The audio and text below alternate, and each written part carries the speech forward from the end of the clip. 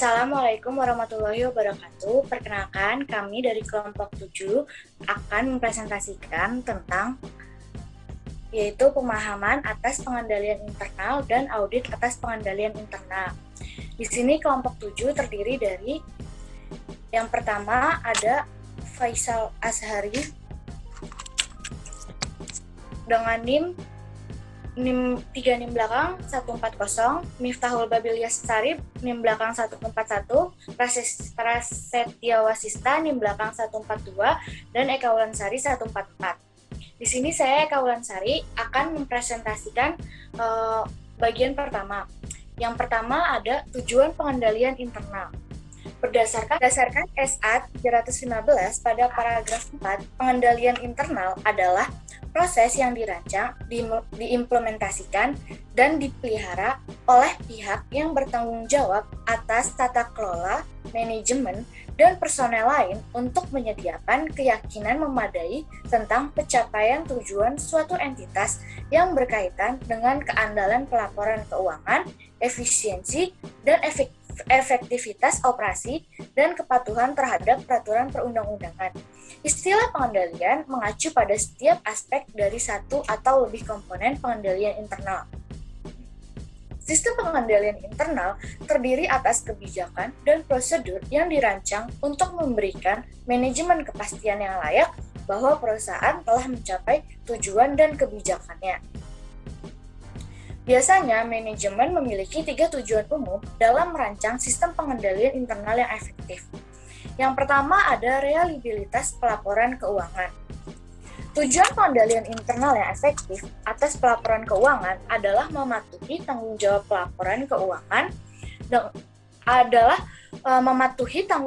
pelaporan keuangan tersebut untuk memastikan bahwa informasi yang disajikan adalah benar dan sesuai dengan persyaratan pelaporan kerangka kerja akuntansi. Yang kedua ada efisiensi dan efektivitas operasi. Tujuan yang penting dari pengendalian ini adalah memperoleh informasi keuangan dan non-keuangan yang akurat tentang operasi perusahaan untuk keperluan pengambilan keputusan serta mendorong pemakaian sumber daya secara efisien dan efektif untuk mengoptimalkan sasaran-sasaran perusahaan. Dan yang ketiga ada ketaatan pada hukum dan peraturan, yaitu bagi perusahaan publik diharuskan mengeluarkan laporan tentang keefektifan pelaksanaan pengendalian internal atas pelaporan keuangan. Next.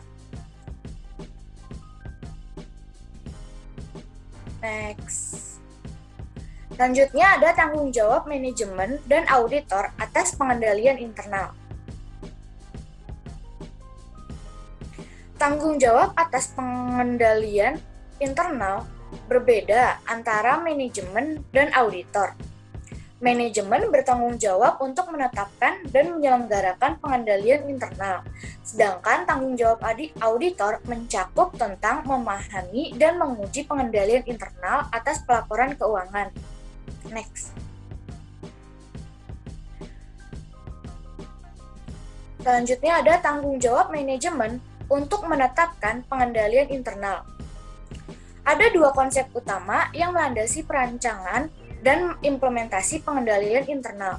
Yang pertama ada kepastian yang layak, yaitu perusahaan harus mengembangkan pengendalian internal yang akan memberikan kepastian yang layak, tetapi bukan absolut, yaitu bahwa laporan keuangan telah disajikan secara wajar. Yang kedua ada keterbatasan inheren. Pengendalian internal tidak akan pernah bisa efektif 100% tanpa menghiraukan kecermatan yang diterapkan dalam perancangan dan implementasinya. Next. Selanjutnya ada tanggung jawab pelaporan oleh manajemen menurut Section 404. Penilaian manajemen mengenai pengendalian internal atas pelaporan keuangan terdiri dari 2 komponen utama, yaitu yang pertama ada rancangan pengendalian internal. Yaitu manajemen harus mengevaluasi apakah pengendalian telah dirancang dan diberlakukan untuk mencegah atau mendeteksi salah saji dalam laporan keuangan. Kemudian yang kedua ada efektivitas pelaksanaan pengendalian, yaitu memiliki tujuan pengendalian untuk menentukan apakah pengendalian telah berjalan seperti yang dirancang dan apakah orang yang melaksanakan memiliki kewenangan serta kualifikasi yang diperlukan untuk melaksanakan pengendalian itu secara efektif. Next. Selanjutnya ada tanggung jawab auditor untuk memahami pengendalian internal.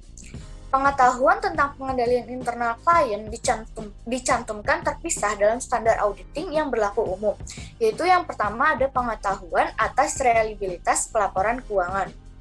Biasanya auditor berfokus pada pengendalian yang berhubungan dengan perhatian manajemen yang pertama dalam pengendalian internal.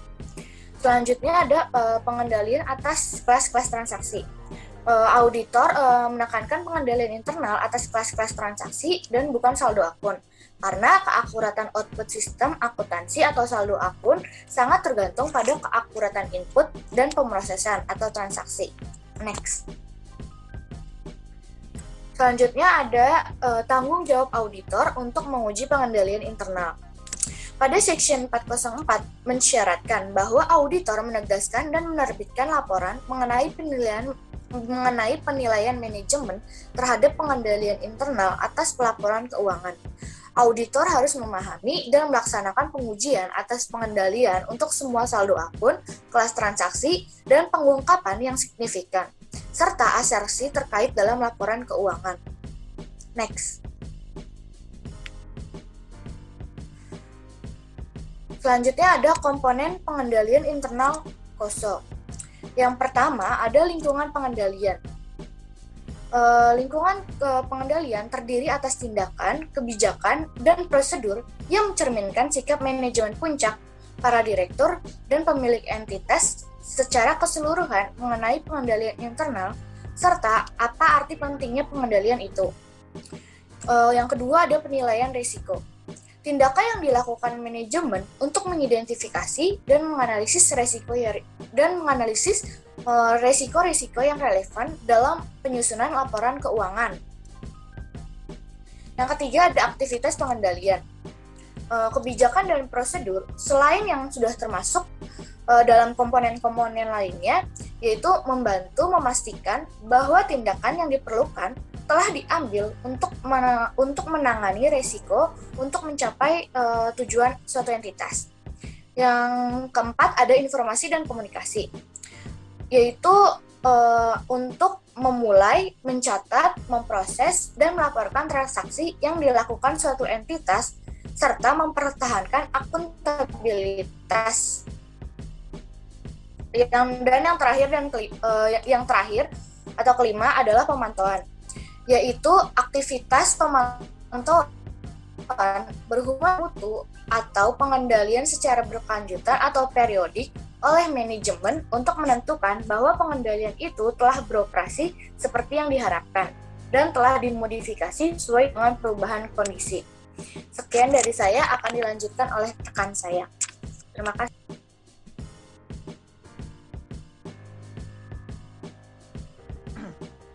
Next.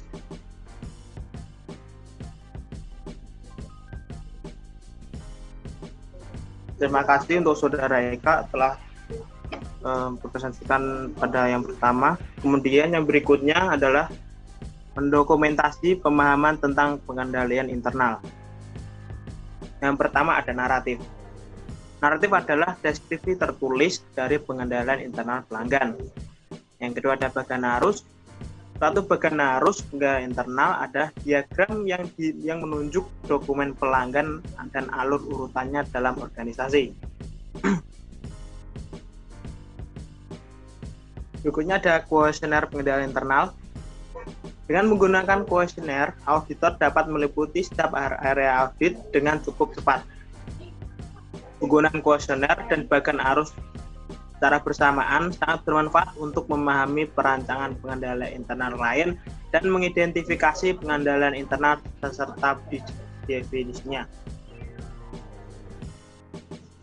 Yang terakhir ada mengevaluasi mengimplementasikan pengendalian internal. Selain memahami perancangan pengendalian internal, auditor juga harus mengevaluasi apakah pengendalian yang dirancang itu telah diimplementasikan. Dalam praktik, pemahaman atas rancangan dan pengimplementasian seringkali dilakukan secara bersamaan. Next. Berikutnya yaitu metode mengevaluasi pengimplementasian pengendalian internal. Yang terutama adalah memutakhirkan dan mengevaluasi pengalaman auditor. Sebelumnya, dengan entitas kebanyakan audit atas suatu perusahaan dilakukan setahun sekali oleh kantor akuntan publik yang sama. Yang kedua adalah melakukan tanya jawab dengan personil klien. Pengajuan pertanyaan cermat kepada personil akan membantu auditor mengevaluasi apakah karyawan memahami tugasnya dan melakukan apa yang diuraikan dalam dokumentasi pengendalian klien. Yang ketiga ada menelaah dokumen dan catatan. Dengan menelaah dokumen yang telah lengkap, auditor dapat mengevaluasi apakah informasi yang diuraikan dalam bagian arus serta naratif telah diimplementasikan. Next.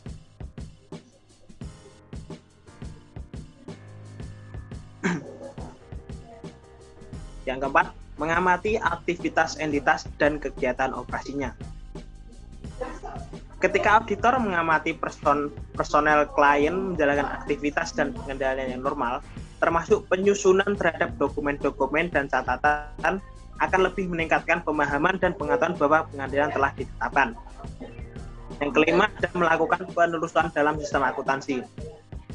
Auditor memilih salah satu atau beberapa dokumen dari sebuah jenis transaksi dan menelusurinya dari awal sampai dengan keseluruhan proses pembukuan tersebut. Next. Penilaian risiko pengendalian. Next.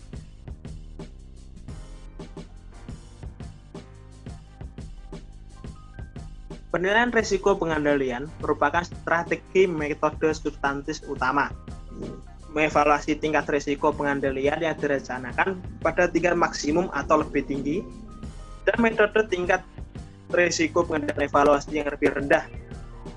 Merencanakan dan melakukan pengujian lain untuk mendapatkan bukti yang mendukung pengendalian risiko pengendalian yang direncanakan tingkat risiko pengendalian sedang atau rendah. Next.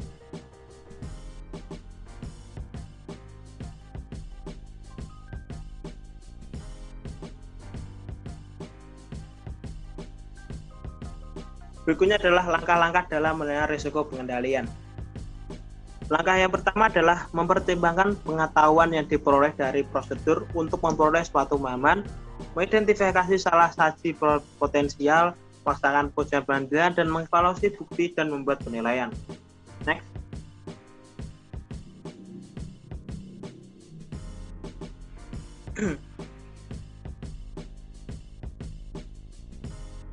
Berikutnya adalah strategi untuk melaksanakan pengujian pengendalian. Yang pertama adalah menilai risiko pengendalian berdasarkan pengendalian pemakai. Menilai risiko pengendalian berdasarkan pengendalian pemakai yaitu merancang prosedur manual untuk menguji kelengkapan dan keakuratan dari transaksi yang diproses oleh komputer. Yang kedua, merencanakan suatu penilaian risiko pengendalian yang rendah berdasarkan pengendalian aplikasi. Pada aplikasi menguji pengendalian aplikasi komputer, pengendalian umum, proyek komputer, berarti rancang manual, dan pengecualian yang dicatat oleh pengendalian aplikasi. Yang ketiga, merencanakan suatu penilaian risiko pengendalian yang tinggi berdasarkan pada pengendalian umum yang tidak lanjut manual. Next.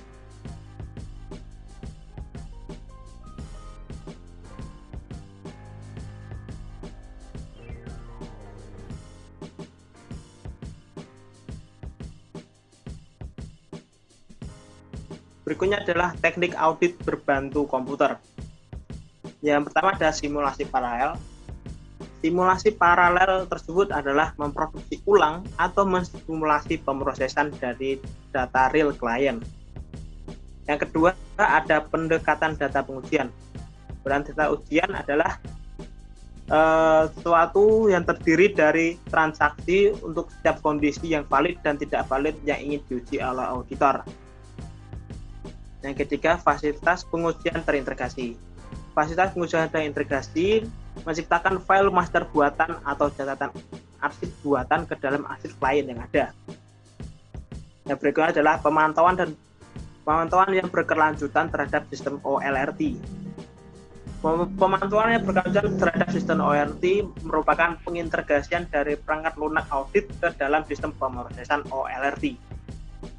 Berikutnya memberi label pada transaksi, yaitu meliputi penempatan suatu indikator atau label pada transaksi-transaksi tertentu. Berikutnya ada login audit sistem pengendalian atau review arsip audit, yaitu mencatat kejadian yang memenuhi kriteria yang ditentukan auditor ketika mereka muncul pada titik tertentu dalam sistem. Dan terakhir ada menilai pengendalian teknologi informasi. Untuk memperoleh bukti mengenai sertifikat dan rancangan pengoperasian pengendalian. Next.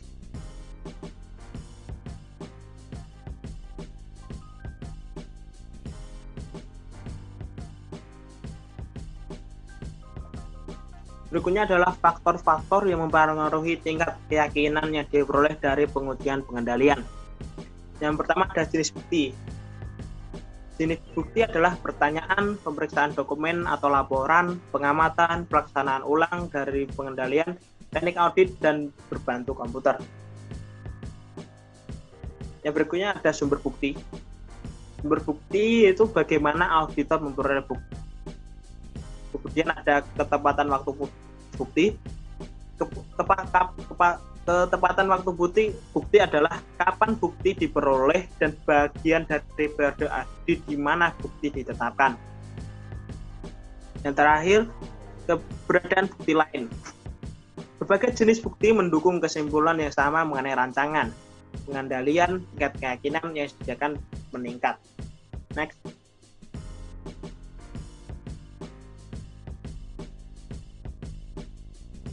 Berikutnya adalah penggunaan auditor internal dalam pengujian pengendalian. Yang pertama adalah auditor dapat mengkoordinasikan pekerjaan auditnya dengan auditor internal. Yang kedua, auditor dapat menggunakan auditor internal untuk menyediakan bantuan langsung dalam auditnya. Berikutnya akan dilanjutkan oleh rekan saya. Terima kasih.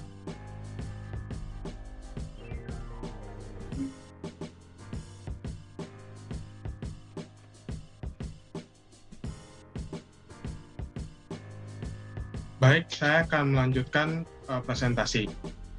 Jadi di sini saya akan menjelaskan pertimbangan tambahan dalam proses penilaian risiko.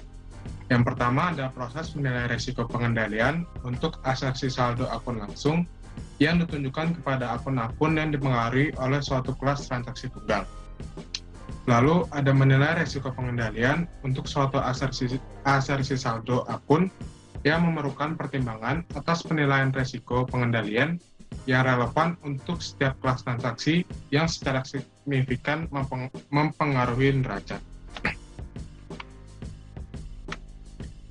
Lalu ada persyaratan untuk mendokumentasikan penilaian risiko pengendalian. Yang pertama adalah risiko pengendalian yang dinilai pada tingkat maksimum. Untuk mencatatnya, hanya kesimpulan yang diperlukan untuk didokumentasikan. Kedua, ada risiko pengendalian yang dinilai pada tingkat di bawah maksimum. Dasar untuk penilaian harus didokumentasikan.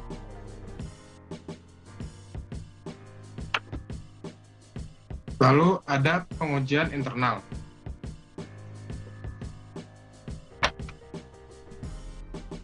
Pengujian pengendalian adalah prosedur untuk menguji efektivitas pengendalian dalam mendukung penilaian risiko pengendalian untuk mendukung penilaian risiko yang lebih rendah. Penilaian risiko pengendalian mengharuskan auditor mempertimbangkan perancangan dan pelaksanaan pengendalian untuk mengevaluasi apakah pengendalian itu efektif dalam memenuhi tujuan audit yang terkait.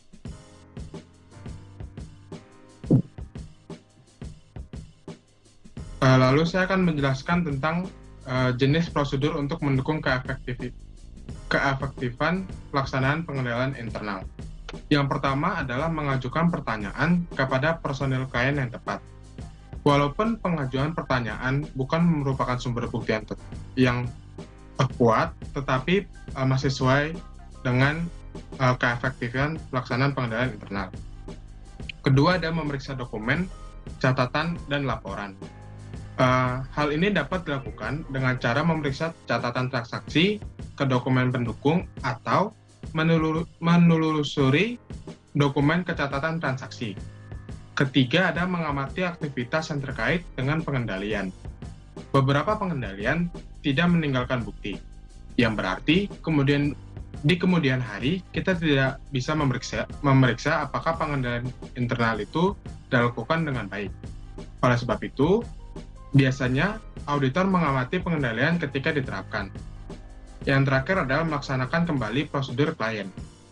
Nah, di sini juga ada aktivitas yang terkait dengan pengendalian yang memiliki dokumen dan catatan, tetapi isinya tidak mencakupi untuk mengakomodasi dan maka auditor menilai apakah pengendalian telah dijalankan dengan efektif.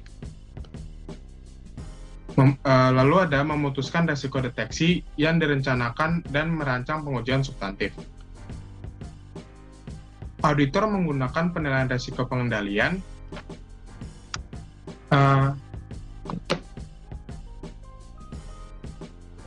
dan hasil pengujian pengendalian untuk menentukan risiko deteksi yang direncanakan serta pengujian substantif terkait untuk audit atas laporan keuangan. Tingkat risiko deteksi yang tepat untuk setiap tujuan audit yang berhubungan dengan saldo kemudian diputuskan dengan menggunakan model risiko audit. Hubungan antara tujuan audit yang berkaitan dengan transaksi dengan tujuan audit yang berkaitan dengan saldo, dan pemilihan serta perencanaan prosedur audit untuk menguji substantif atas saldo laporan keuangan.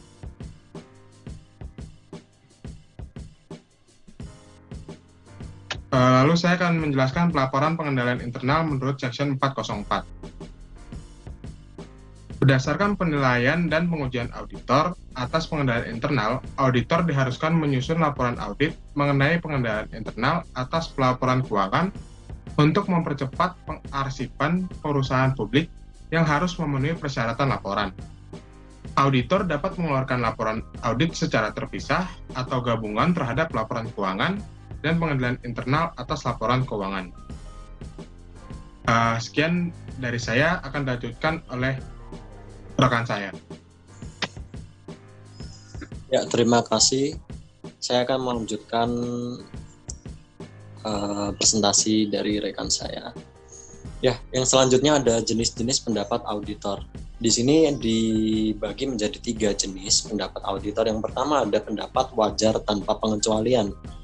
Nah, auditor akan mengeluarkan pendapat wajar tanpa pengecualian mengenai pengendalian internal atas laporan keuangan apabila kondisi berikut. Yang pertama, itu tidak ada kelemahan material yang teridentifikasi, dan yang kedua, tidak ada pembatasan atas ruang lingkup pekerjaan auditor. Next.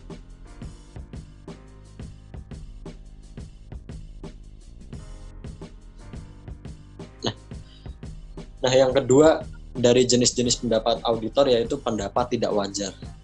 Bila ada kelemahan material atau material weakness, auditor harus menyatakan pendapat tidak wajar mengenai efektivitas pengendalian internal. Nah, apa sih itu kelemahan material atau material weakness? Jadi, kelemahan material adalah sebuah kondisi di mana pengendalian internal tidak mengurangi risiko ke tingkat yang relatif rendah, sehingga kesalahan material atau penipuan dapat terjadi dan tidak terdeteksi secara tepat waktu oleh karyawan dalam kegiatan normal tugasnya. Nah, penyebab paling umum dikeluarkannya pendapat tidak wajar dalam laporan auditor mengenai pengendalian internal adalah apabila manajemen mengidentifikasi suatu kelemahan yang material dalam laporannya. Next.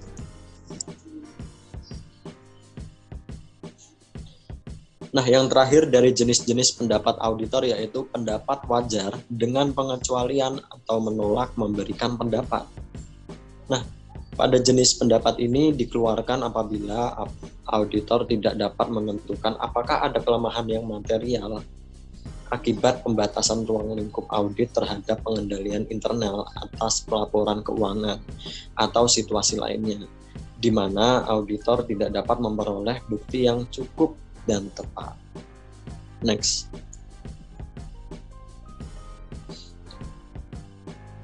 Ya, selanjutnya yaitu mengevaluasi, melaporkan, dan menguji pengendalian internal untuk perusahaan non-publik.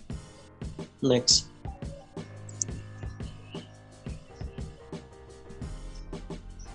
Nah, bagian-bagian berikut ini akan mengidentifikasi dan membahas perbedaan paling penting dalam mengevaluasi, melaporkan, dan menguji pengendalian internal untuk perusahaan non-publik. Next. Nah, yaitu yang pertama, ada persyaratan pelaporan.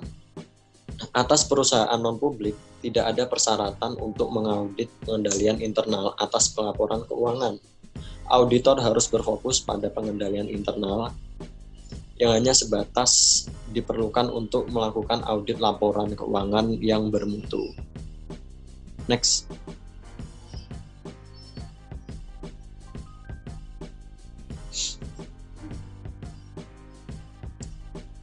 Nah, yang kedua ada luas pengendalian internal yang disyaratkan. Ukuran perusahaan memiliki dampak yang signifikan terhadap sifat pengendalian internal dan pengendalian khusus yang diimplementasi. Jadi, sulit untuk memisahkan tugas yang memadai dalam perusahaan berskala kecil. Next.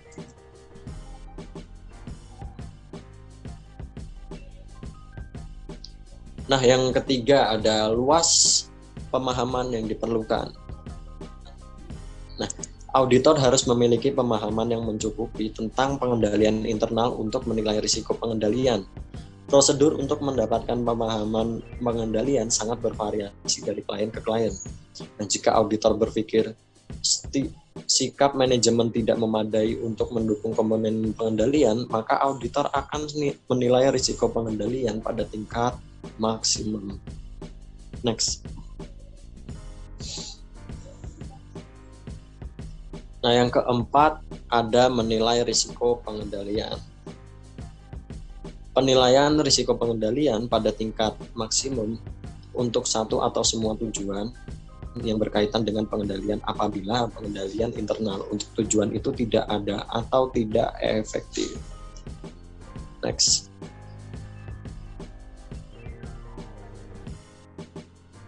Nah, yang terakhir ada luas pengujian pengendalian yang diperlukan.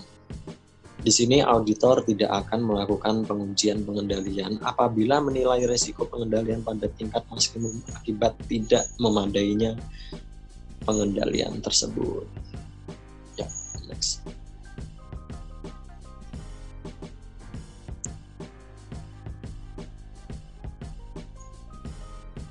Next, Pas.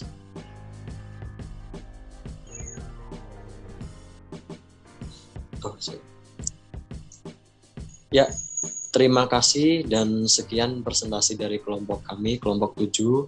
Apabila masih terdapat banyak kekurangan, kami mohon maaf yang sebesar-besarnya. Wassalamualaikum warahmatullahi wabarakatuh. Nah, sudah guys. Nice. Oke, nice. Kak tidur.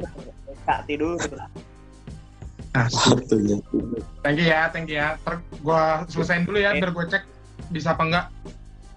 Iya, Pras. Oke. Thank you, Pras. Thank you Oke, semuanya. Thank you, brother.